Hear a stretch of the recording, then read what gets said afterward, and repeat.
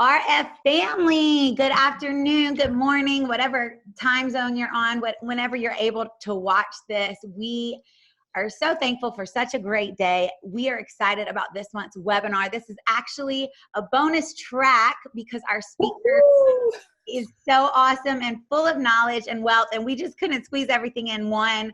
So here you go, part 2, coaching for results. Coach Criselda, she's a coach, she's a pastor, she's an executive, she's an awesome wife, an awesome mom, and awesome, the list goes on and on. We're so happy to have you for part 2, Pastor Criselda, and take it away, talk to us. Oh, hey Ash, hey Redemption family, hey Redemption Fellowship. We are so glad to be here. Thank you if you were with us last time when we were talking about leadership that drives performance. We talked about what you need in understanding where your weaknesses are. We talked about how important it is to share that vision. And this next phase is we're going to talk about, now that that vision is out there, now that you understand where you are in this big picture of things and what your needs are, how do you coach your team to get the results of that vision? So we're just going to come together quickly. We're going to talk about a few things. I'm going to go ahead and pull up the presentation, and we are going to get into talking about coaching for results. You wanted to know about performance management, but you know, it's not just about performance management, it's about the coaching. The performance is one thing, but the coaching, that's just another thing. So let me go ahead and share my screen with you, and we are going to talk about coaching for results. So our talking points today, we're going to talk about what is performance management. We are going to talk about coaching for results. We are going to talk about the coaching model process. And then we're going to talk about guidelines for providing support, because there's a way that we should interact and act when we are supporting others in their development. Additionally, at the end of it, I am going to give you a feedback template that's going to help you with that coaching for performance. So let's get started. Let's just go ahead and talk about what is performance management. Well, performance management, at the end of the day, it helps you establish goals for a shared vision. Again, in our last time together, we talked about how important that shared vision is so that your team understands where it is that you're going. Additionally, you have to align the team to accomplish the goals. Once you share that vision, you have to come into alignment. Next, once you're aligned, you want to evaluate and support their development in accomplishing the goals, okay? And next, we want to be always improving their performance so that we can get increased outcomes and get better results. So again, what is performance management? It's about establishing goals for a shared vision. It's about aligning the team to accomplish those goals. It's about evaluating where we are and supporting the development to accomplish. It's also about improving performance to increase outcomes and get better results. That's what we do with performance management. So, also, what we need to understand is that performance management is cyclical. It's not just a one-time event. You have to plan what we're trying to accomplish. That goes back to that vision. We have to monitor and feedback and monitor where we are in the strategy. When we're not meeting that strategy or meeting those goals, we have to see how we're going to improve. But at the end of the day, if you don't know what you're supposed to have, what's that measure? How do you know that you're meeting that expected outcome? And then it's just a matter of repeating. So in my world, we call it PDCA, Plan, Do, Check, Act. And it's all cyclical. Performance management is cyclical. It's about planning for performance. It's about monitoring the outcomes. It's about giving that feedback and understanding those measures. What is the desired outcome? What does the final outcome look like? And then giving that feedback so you can do it all again. It's very, very cyclical. So what does performance management do for the organization? I'm sorry, we jumped right ahead. I'm sorry, Ash, just a quick check. Do you see this next slide, performance management do for the organization? Yes. Okay, great. I wasn't sure. Performance management enables each person to understand how they add value to the organization and how the outcomes of their work contribute to the overall company objectives and vision. That's what it does. It helps them understand where they are in the big picture, and it helps them understand where their work contributes to the big picture. So again, it's like we talked about before. It's about that vision. It's about that shared vision. And what performance management does, it helps the individual or the volunteer or the employee know where they are and how they add value and what their performance or their work does to contribute to the overall objective. So performance management, okay, we always want to know, how do we get results? How do we get to that goal? And that's where the coaching comes in on the other side of performance management. So what is coaching? Coaching is about motivation. It's about understanding potential. It's about helping people develop their skills. It's about supporting them. It's also about helping them grow in their wisdom and knowledge. And coaching is just as cyclical. So there's the performance, which is the behavior that we want to do. But as a leader, our responsibility is always on the coaching side. And this is where you have to coach for results. We want people to perform, but we have to coach them into getting the results that we want for themselves as well as for the organization. Coaching for results is a process to help everyone get to success. As you can see, it's a ladder. It's little pieces that are connecting together to help us get to the desired goal. The first thing we always have to do when we are coaching for success, we have to always identify the need. What needs to be improved? What needs to be addressed? Okay? One of the things that I've always said is that if I don't know what to do, I don't know what to fix. And as a leader, you also want to be a good coach. And a good coach is always helping the individual identify what they need to do.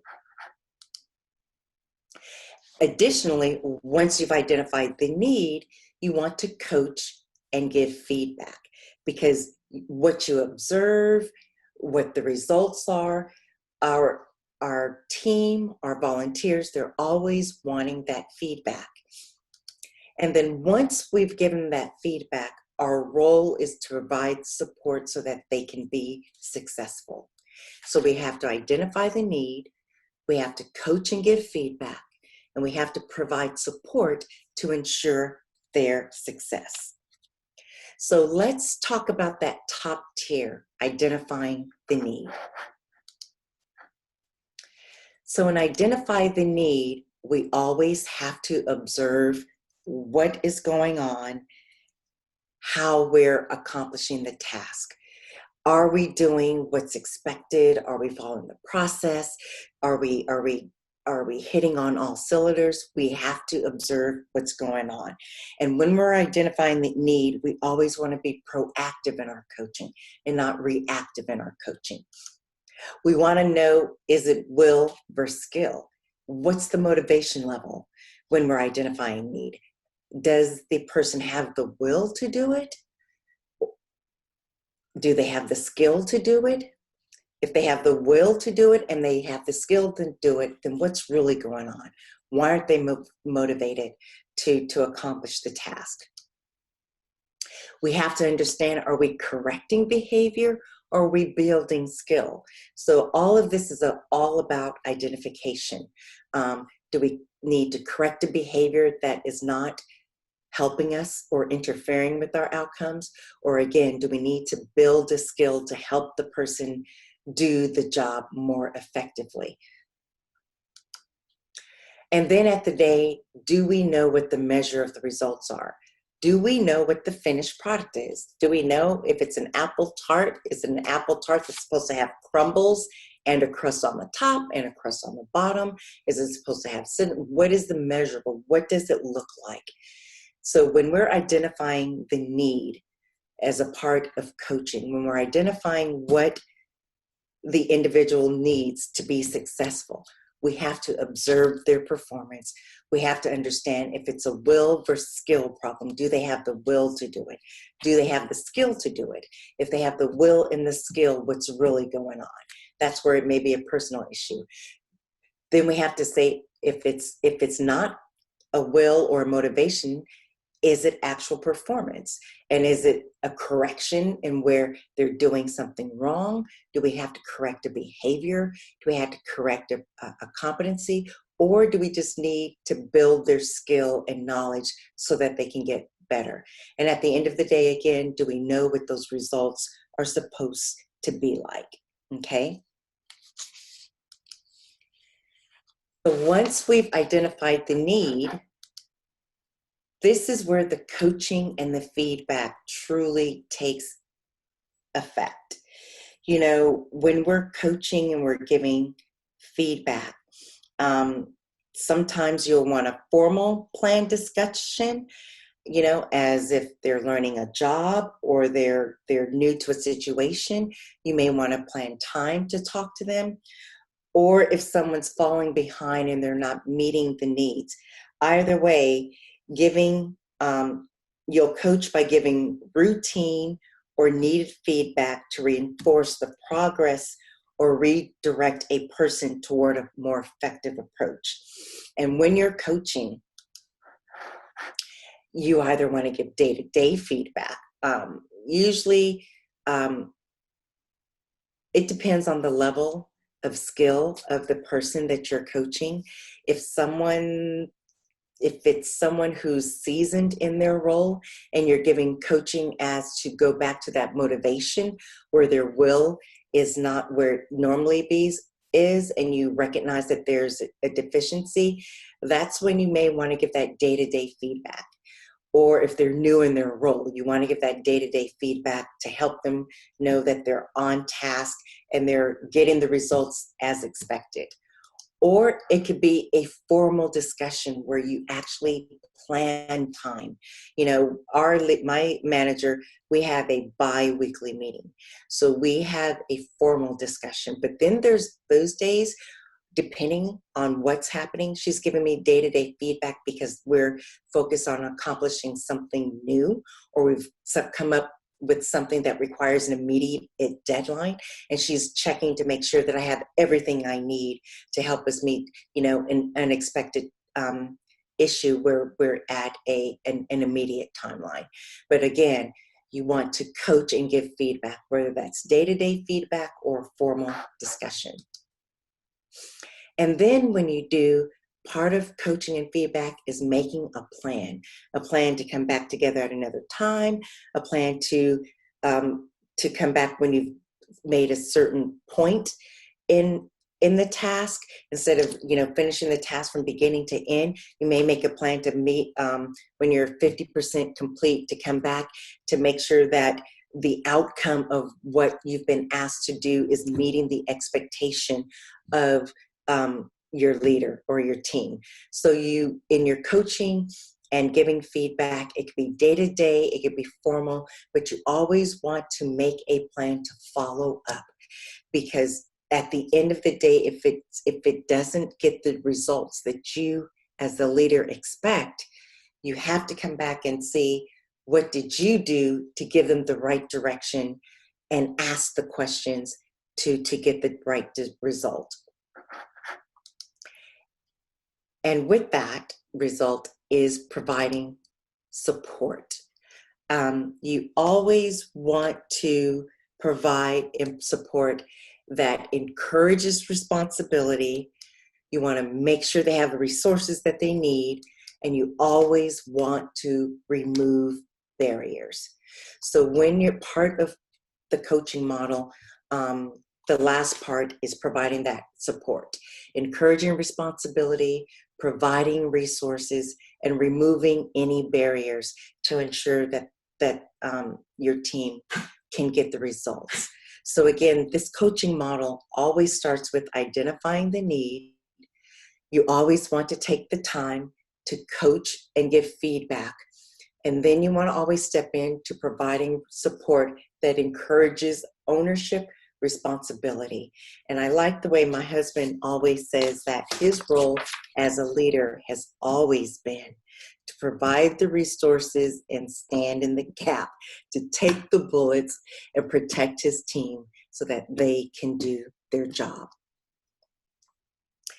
So one piece that I want to close with, and it's mainly sits in this area of providing support, is I want to go ahead and give you some guidelines on how we should behave when we're coaching and providing support.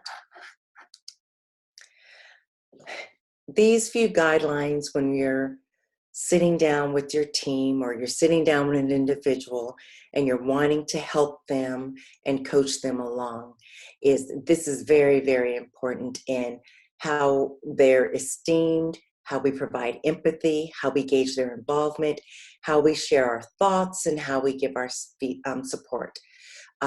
One of the things I've always recognized, and I always try to do, and I've always remembered this, that you always want to maintain or enhance the esteem of anyone that you're coaching and developing or coaching and leading. Everyone wants to be made feel that they're valued and that they're supported. And so when we're talking to them, we want to not be in an accusatory role, but also in a supportive role. We want to make them always feel respected and loved by maintaining or enhancing self-esteem. We always want to listen and respond with empathy and care. And notice here, listen is first and respond is next. You know, leadership really is about listening and helping understand the viewpoint of others. Yes, we have a goal. Yes, we may be in that responsible leadership role, but listening and understanding and communicating with empathy shows that we care. We always want to ask for help and encourage involvement. Ask, how can you help them do their job more successfully? Encourage involvement in their finding the solution. When a person finds the solution, they're more apt to take ownership of that solution as opposed to telling and directing. So we always ask how we can help and encourage their involvement in providing a solution. We want our team to be able to share their thoughts, feelings, and rationale. And when we do that, it always builds trust. And when we do that, we always want to make sure that we're providing support without removing responsibility. We want our team to take ownership of the tasks that they've been assigned that helps us reach the goals, which at the end supports our vision. So with that, I would like to say that this has been a great opportunity these past couple of sessions to help you talk about and help you understand, how to coach for performance and how to manage performance.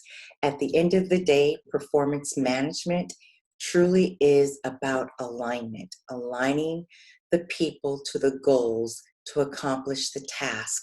And when we have a shared vision, we can always move forward. Everyone always wants to know where they fit in the big picture. People want to know that they're doing a good job. They want to know if they're not doing the right job or doing things the correct way. They want that feedback, and they also want to be a part of the plan to help them accomplish the goal. I've been very, very excited to be able to share my time with you. I don't think there's anything. Oh, there's one more thing. I did forget. I do have a feedback template that I do want to share with you.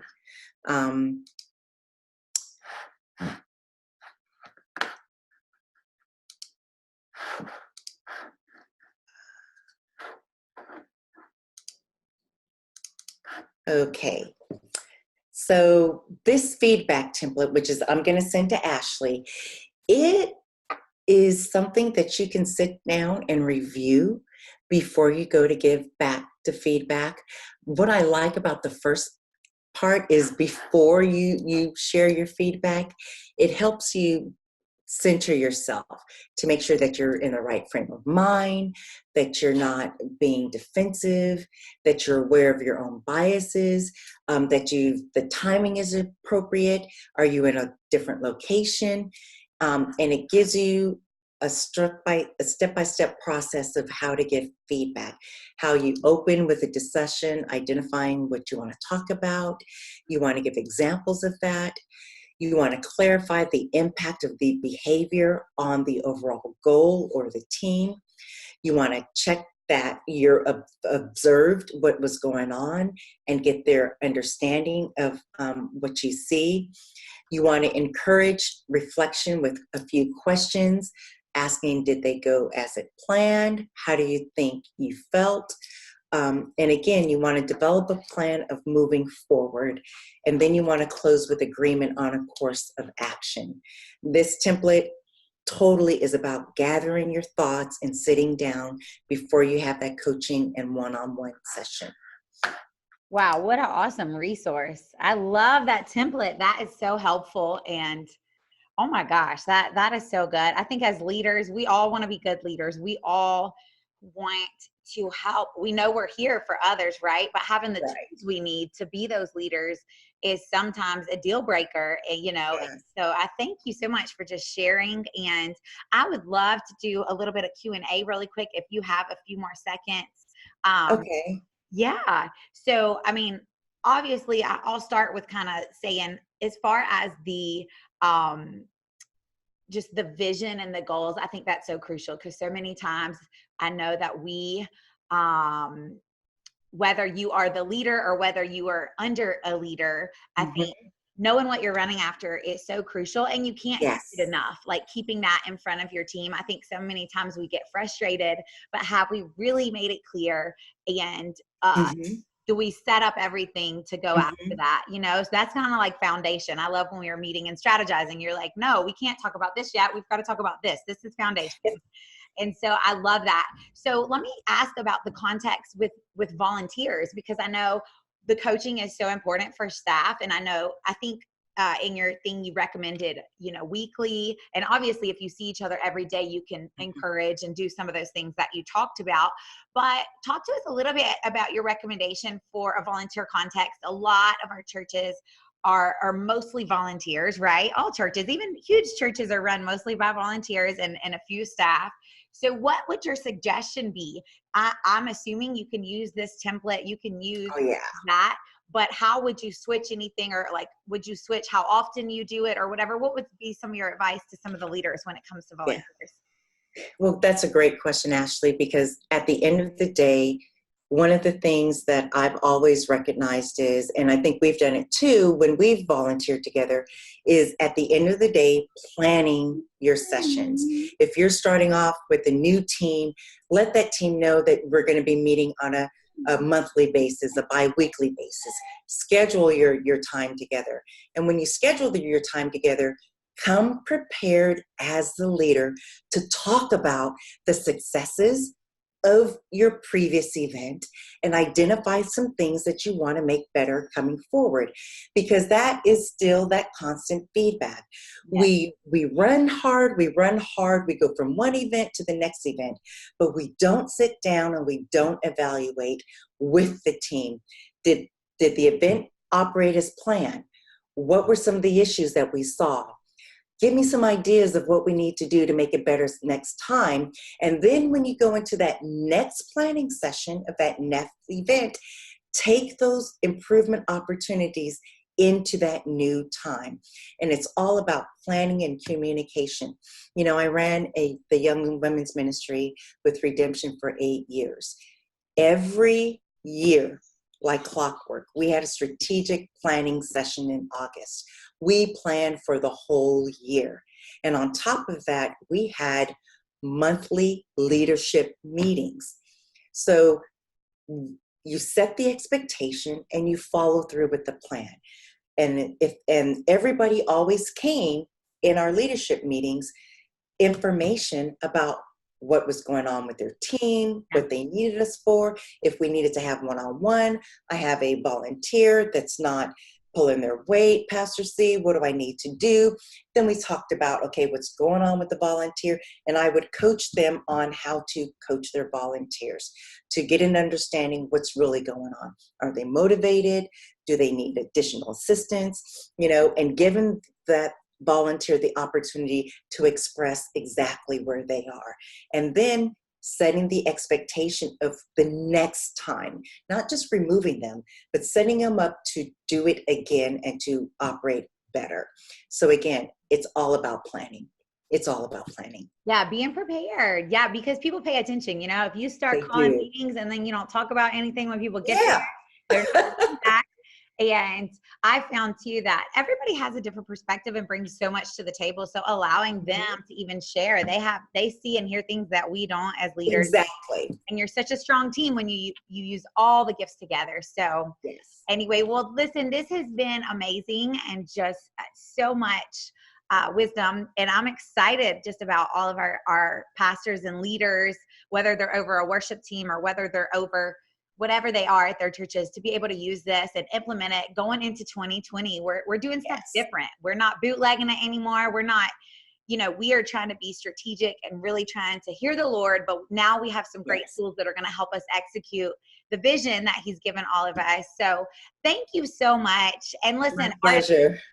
RF family, we still have a giveaway that we are giving away. So make sure that you like this video, and also be sure to fill out the survey that's in your inbox or in our group on Facebook.